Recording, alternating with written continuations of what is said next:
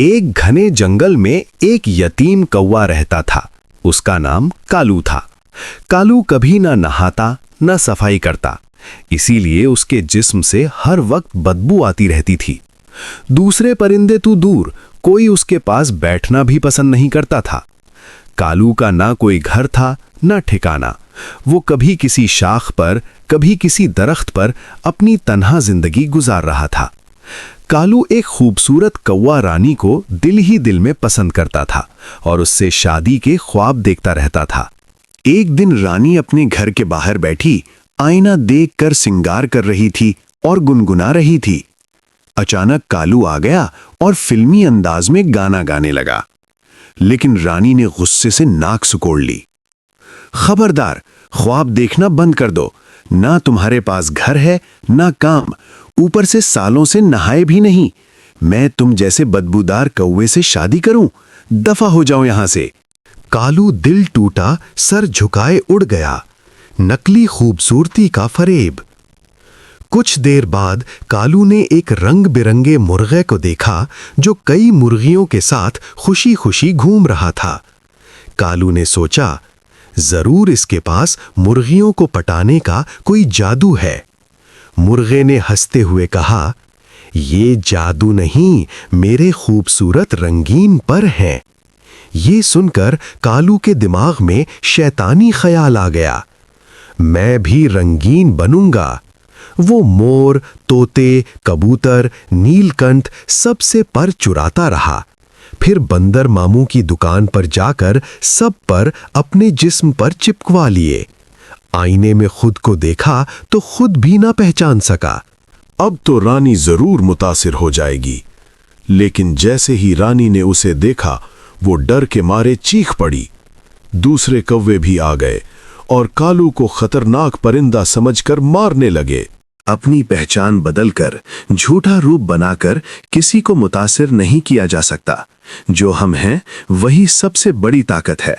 Kong कमजोर नहीं, ताकतवर था। एक जंगल में एक मासूम सा गुरीला बच्चा कौंग रहता था। वो शरारती नहीं था, बस खामोश और सीधा था। एक दिन उसकी माँ उसे झील के किनारे कटहल खिलाने ले गई, लेकिन अचानक दो चीते आ गए। माँ ने उसे बचाया और खुद कुर्बान हो गई। कौंग यतीम हो गया। जंगल के जानवर उसकी कमजोरी का फायदा उठाते। कोई उससे मालिश करवाता, कोई डांट धमकी देता। एक दिन एक खूबसूरत परिंदा आया जिसे बिल्लियां मारने वाली थीं। कौंग ने अपनी जान खतरे में डालकर उसे बचा लिया। वो परिंदा दरअसल परी थी। तुम कमजोर नहीं हो, तुम अपनी ताकत पहचानते नहीं। परी ने जादू किया और कौंग किंग कौंग बन गया। उसने जालिम जानवरों को सबक सिखाया और कमजोरों की हिफाजत की। असल ताकत जिस्म में नहीं, दिल और हिम्मत में होती है। मिट्ठू तोता और जिद का अंजाम। खूबसूरत जंगल में गंगाराम तोता, उसकी बीवी गंजी और उनका लाडला बेटा मिट्ठू रहते थे। मिट्ठू बहुत जिद्दी और शरारती था। एक दिन उसने मोटर गाड़ी की जिद पकड़ ली। माँ बाप ने मना किया, लेकिन आखिरकार अपनी जमा पूंजी खर्च कर दी। इसी दौरान माँ बीमार हो गई और इलाज के पैसे ना बचे। मिट्ठू रो पड़ा, मुझे माफ कर दो, मैं जिद नहीं करूंगा। आखिरकार मोटर वापस हुई और माँ बच गई। पैगाम: माँ बाप का फैसला हमेशा औलाद की भलाई के लिए होता है। बंटू बंदर को चुगली करने का शौक था। वो दूसरों को लड़वाकर अपना फायदा निकालता।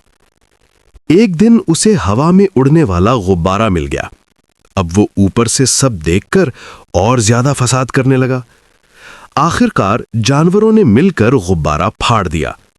बंटू झील में गिर गया और अपनी गलती मान ली। आखिरी सबक: चुगली फसाद की जड़ है, सच्चाई और मेहनत निजात का रास्ता है।